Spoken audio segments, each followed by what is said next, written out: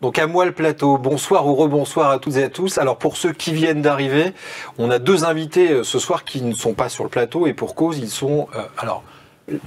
l'une plutôt est en Italie, l'autre au Brésil, donc on fait le grand écart, mais pour parler de deux pays finalement, l'Espagne et l'Italie. L'Italie où se trouve Tiziana Magnezzo.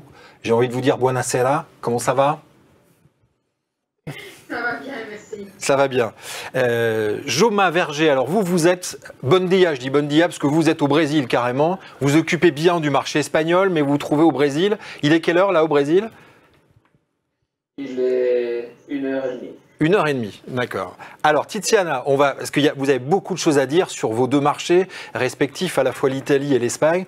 On va essayer d'aller tout de suite dans le vif du sujet, mais juste avant une petite présentation, juste rappeler pour ceux qui ne vous connaissent pas, quelle est votre fonction. Alors honneur aux dames, Tiziana, est-ce que vous pouvez nous dire en deux mots quelle est votre fonction en Italie ? Alors, en Italie, moi, je suis actuellement DCS, Field Service Leader, pour l'entreprise Transit. Donc, ça, c'est mon occupation temps plein, bien évidemment. En dehors du temps plein, quand on peut, évidemment, je m'occupe des relations internationales pour Ayaga. Ayaga est le pendant français de l'association des Fleet Mobility Managers. Donc, je m'occupe, moi, de tout ce qui est relation avec la Fédération européenne, relation avec Jomé quand on doit se parler, relation avec l'Allemagne, avec toutes les autres associations qui font partie de la Fédération. Alors, Joma, je me tourne vers vous. Quel est votre... Alors, je dis bien Joma, hein, parce que vous êtes catalan, donc on fait très attention. Donc, je peux vous dire bon dia. Joma, vous occupez, donc vous êtes bien au Brésil, mais vous occupez bien du marché espagnol. Hein. Je suis en train de télétravailler du Brésil, mais les fonctions que j'occupe, c'est la direction de l'association d'Espagne, AEGFA, AEGFA, que c'est l'association espagnole. Et aussi, je suis le coordinateur pour Latine-Amérique, LATAM, pour AIAFA. AIAFA, c'est l'association internationale où nous avons présence au Brésil, au Mexique, en Colombie, un peu au Chili et un peu en Argentine. Alors, Tiziana, on va commencer par vous sur ce fameux impact de la Covid sur la gestion de la flotte. Alors, pourquoi on commence par vous ? Parce que en fait, la Covid, finalement, en Europe, est arrivée par l'Italie. C'est là où, en fait, tout a commencé, entre guillemets, où le pays a été un des premiers à subir, à connaître un confinement. Comment ça s'est passé, on va dire, au démarrage et quelle est aujourd'hui l'évolution ? Donc d'abord, est-ce que vous pouvez nous faire un état des lieux ? Je crois que vous avez fait une étude d'ailleurs sur le sujet, même deux études sur le sujet que vous allez nous dévoiler ce soir. D'accord, je vais juste parler 2 secondes de ce que nous avons vécu au niveau de pandémie l'année dernière. Et c'est vrai que nous avons commencé avec le confinement. Ça a débuté, le premier cas a été relevé le 23 février et le confinement a débuté le 8 mars. Donc ça fait maintenant 14 mois, oui, presque 14 mois où on est en train de convivre avec cette pandémie. Nous avons connu un lockdown total. Par rapport aux autres pays, on a parfois été surpris de la légèreté de comment a été perçue la pandémie dans les pays voisins, parce qu'on ne comprenait pas. On ne comprenait pas pourquoi est-ce que nous, on était autant affligés et que l'image se voyait sur les journaux, sur les journaux, tout ce qu'on veut. Et à l'étranger, c'était comme si ça n'existait pas. C'était effectivement, à l'étranger, c'est arrivé 1 à 2 mois plus tard. Et là, vous avez su percevoir l'impact de cette pandémie. Est-ce que l'impact a été immédiat sur les flottes en Italie ? Est-ce que dès le 8 mars, tout s'est arrêté ? Ou comment ça s'est passé au démarrage ? C'était rapide. Oui. Dès le démarrage, il y a eu un lockdown total. Il y a eu beaucoup d'entreprises qui ont voulu insérer le smart working, ou du moins ils ont essayé d'insérer le smart working On ne pouvait plus prendre le transport en commun, on ne pouvait plus se déplacer, les couvre-feux. C'était vraiment, on essayait de faire une copie de ce qui avait été fait en Chine. Même si en Chine, ça a été beaucoup plus sévère que ce que nous avons. Alors, sur le plan du business pur, est-ce que je crois que vous avez fait 2 études sur le sujet. Qu'est-ce que ça révèle, cet impact du Covid sur le fonctionnement des flottes depuis l'Italie? Je vais en revenir durant la présentation, puisque j'ai 2 exemples concrets de 2 entreprises distinctes où une entreprise en a souffert et l'autre pas du tout. D'accord. Donc, vous pouvez peut-être les présenter. Vous pouvez peut-être commencer par ces entreprises. Donc, vous pouvez commencer par laquelle? Celle qui a beaucoup souffert ou celle qui n'en a pas trop souffert? Celle qui a beaucoup souffert. Donc, l'entreprise qui a le plus souffert, on va dire, elle n'a peut-être pas souffert dans son opérationnalité, mais elle a plutôt dû intervenir dans ses procédures. Je vais éteindre la caméra, comme ça ce sera peut-être plus facile. Cette entreprise a connu un blocage total dans ses déplacements. Donc, eux, ils n'ont pas pu se déplacer du tout. Après le lockdown, qui était aux environs du mois de fin avril, début mai, ils ont instauré des procédures qui minimisaient les déplacements. Si il fallait y avoir plusieurs personnes dans un véhicule, maximum 3 véhicules, bien entendu avec les masques, avec l'assainissement, avec l'ouverture des fenêtres, l'aération et tout ce qui suit. Étant donné que c'était des voitures de fonction, que ce sont des voitures de fonction, ils ont aussi encouragé de limiter la prise de passagers dans les véhicules, même dans leur quotidien. Ils ont pris 2 véhicules qui étaient en titre et ils ont utilisé pour le covoiturage. Donc, ce sont des véhicules qui sont utilisés et mis à disposition des collègues pour utiliser. Là aussi, ils essayent de le faire utiliser par une seule personne, maximum 2 personnes. Les lavages et les services d'assainissement sont autorisés et donc, selon les modalités de remboursement, hein, soit c'est un unité de frais, soit c'est un chèque, soit c'est un don. Tout dépend de comment est-ce que l'entreprise le fait. Cette entreprise a connu une baisse de budget de carburant de 52% sur 2020 par rapport à 2019 et une baisse du budget de péage de 40%. Ils ont aujourd'hui, jusqu'à aujourd'hui, ils n'ont aucune contagion qui est due à un déplacement dans le transport public. Donc, ça, c'est l'entreprise qui a, on va dire, dû insérer le plus de procédures propres à l'impact du Covid. L'autre entreprise, peut-être que vous connaîtrez, c'est l'entreprise Iceman, que vous pouvez comparer à un Bofrost. Donc, c'est clairement de la distribution de produits surgelés aux consommateurs. C'est une flotte de 723 VU en leasing opérationnel et 100 véhicules en location longue durée. Pour leur VU, la seule chose qu'ils ont fait, c'est l'introduction de l'assainissement des véhicules. Ils ont effectivement connu une petite baisse du budget annuel sur les carburants et péages pour les véhicules de fonction et une diminution des kilomètres pour les VP qui vont pouvoir offrir un certain crédit en phase de restitution. Cette entreprise, elle ne s'est jamais arrêtée. Elle a continué à travailler, elle a même augmenté son chiffre d'affaires. Joma, alors là aussi, alors vous avez mené une enquête, vous, en Espagne, alors au début de la pandémie, je crois.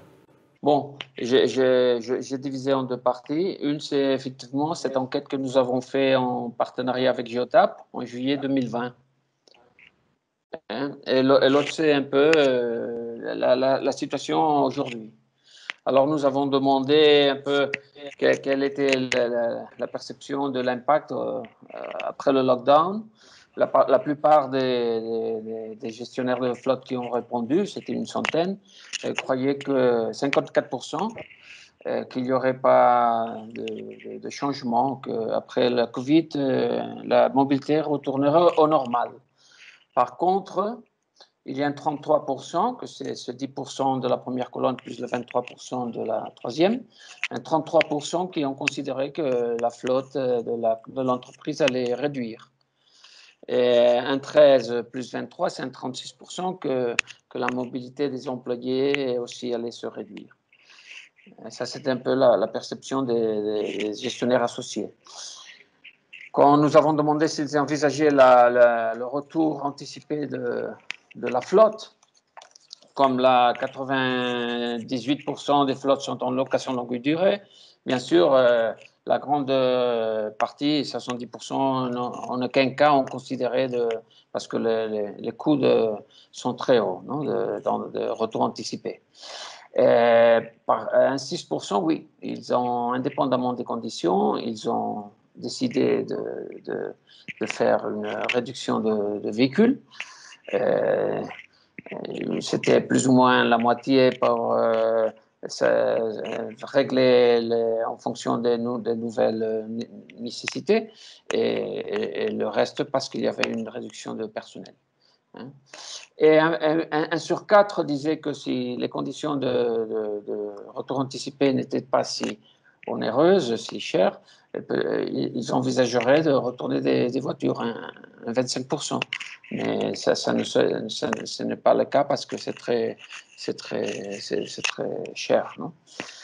Alors, on leur a demandé si le modèle de gestion allait changer. 55% considéraient qu'il n'allait pas changer. Par contre, oui, pratiquement 29% considéraient que oui, qu'un sur quatre, bon, que la réduction du nombre d'employés qui a droit, avec un droit à une voiture de société allait réduire. C'était un 29% qui croyait ça. Et un 26% aussi croyaient que d'autres comment on dit, d'autres services de l'entreprise, d'autres départements allaient s'impliquer à la gestion de flotte. C'est-à-dire qu'il faudrait travailler en groupe de différents départements, soit de ressources humaines, soit de commerciales. Hein. Un 20% ont cru qu'il y aurait une limitation de car policy, c'est-à-dire que les modèles, c'est surtout réduire le choix dans la carte policy. Et seulement 9% croyaient qu'il y aurait une externalisation de la flotte. Et quelles mesures ils ont adoptées? Alors, vous voyez que c'est surtout des mesures de plus de flexibilité. Un 50% considèrent qu'il faut... Il était déjà en train de le faire quand on leur a fait l'enquête et d'autres étaient en train de l'envisager au court terme, d'utiliser la location flexible. Ça, je ne sais pas quel est le nom en France. Nous, en Espagne, on dit renting flexible. Ça veut dire que c'est des contrats qu'on paie plus cher chaque mois, mais il y a la possibilité de beaucoup plus de flexibilité, hein, de louer par mois, par un an, maximum 2 ans. L'inconvénient, c'est qu'il n'y a pas tous les modèles et nécessairement les modèles, les véhicules ne sont pas nouveaux. Hein, c'est-à-dire que c'est un choix plus étroit de modèles et parfois c'est des modèles déjà usés. Ça, nous appelons le renting flexible, hein, location flexible. C'est différent de la location longue durée, que c'est des contrats de 4-5 ans. Hein. Ici, non. Alors, la plupart étaient déjà en train d'utiliser cette formule. Aussi, un 17% le car sharing, ou un 16% le rent-a-car, la location courte durée. et un 13% pay-per-use. Ici, le VTC, un 6%, le VTC, c'est la location avec chauffeur. Ça, c'est les mesures, mais surtout, c'est la qui a été la plus utilisée, c'était la location flexible. On leur a demandé s'ils croyaient que l'électrification de la flotte allait se retarder. Ils ont dit que non, la 57% croyaient que non. Il y avait même un 10% qui croyaient que ça allait accélérer.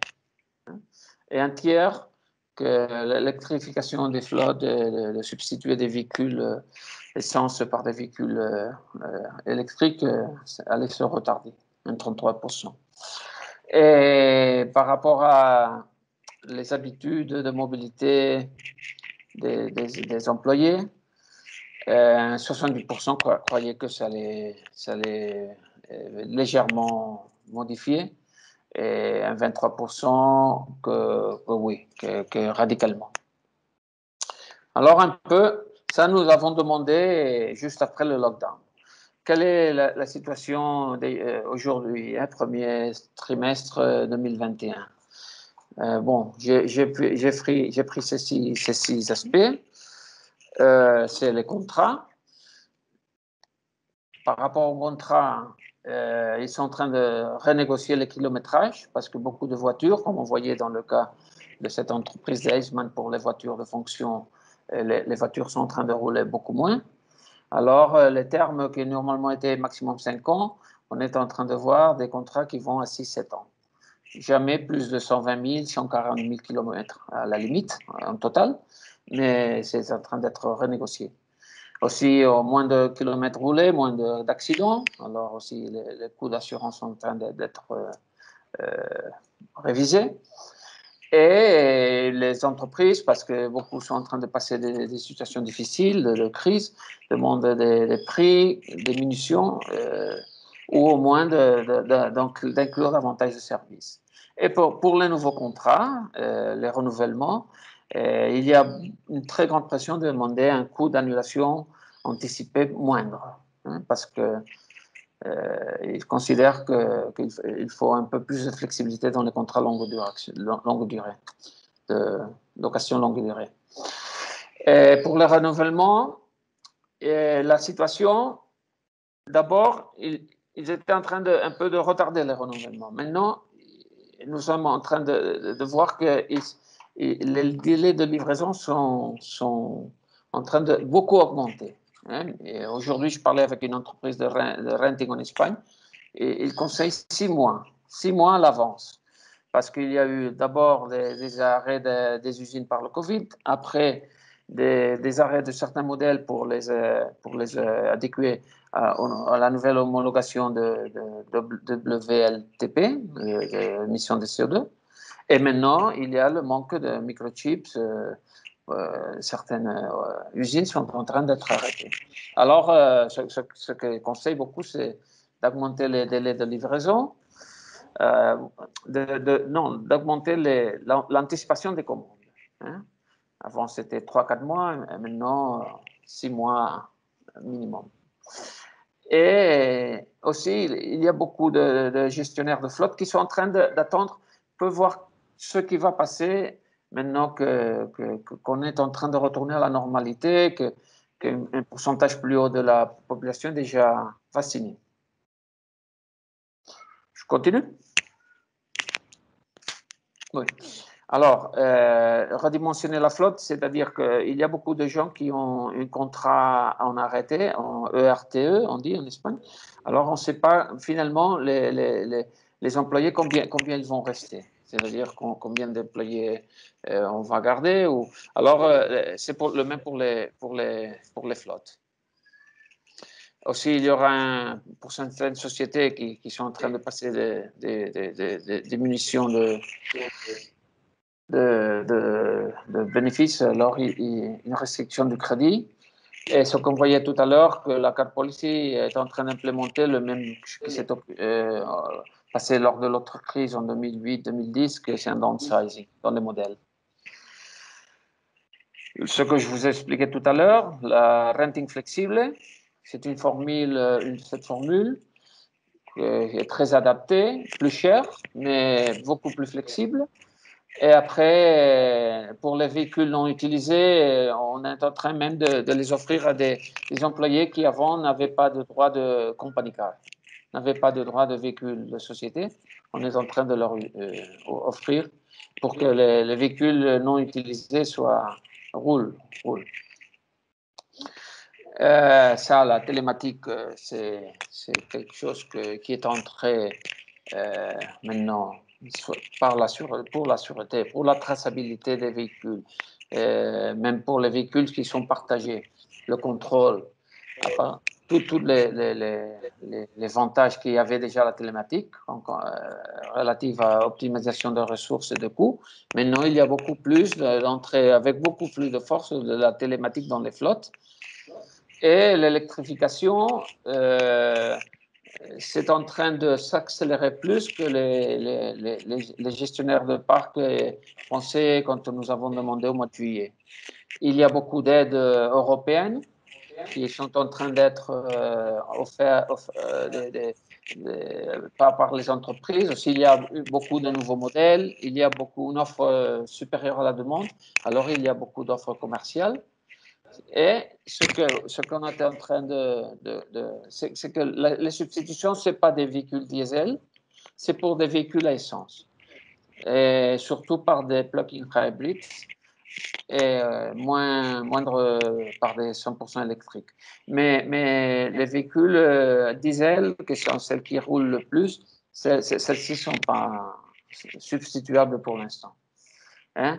Et en tout cas, pour l'électrification, aussi bien que pour la télématique et pour les services de mobilité, c'est très important les partenariats avec les fournisseurs. Finalement, j'en finis avec la nouvelle mobilité. C'est déjà constaté. Un moindre usage de transport public. On cherche les applications multimodales pour pouvoir combiner différents services de mobilité pour les employés et les travailleurs. Et l'intégration, la négociation de ces nouveaux partenaires, c'est très important pour les gestionnaires de flotte. Et même on est en train de rédiger des mobility policy, qui incluent non seulement, comme dans le cas des fleet policy, ceux qui avaient droit à véhicules d'entreprise, mais aussi le reste des employés de la compagnie. Bon, merci beaucoup et je m'excuse si j'ai pris un peu plus de temps. Encore une fois, un grand merci, Tiziana, merci infiniment, merci à Joma aussi, surtout que vous exprimez dans une langue qui n'est pas la vôtre, donc c'est pas évident sur des problèmes qui sont souvent très complexes et techniques, donc franchement, un grand bravo. En plus, c'est pas évident à distance, donc je voulais vraiment vous saluer et vraiment un grand merci. Vous avez répondu avec beaucoup de gentillesse et de bienveillance et très pertinent sur tous les points. Et merci à toutes et à tous d'avoir participé à ce nouveau débat.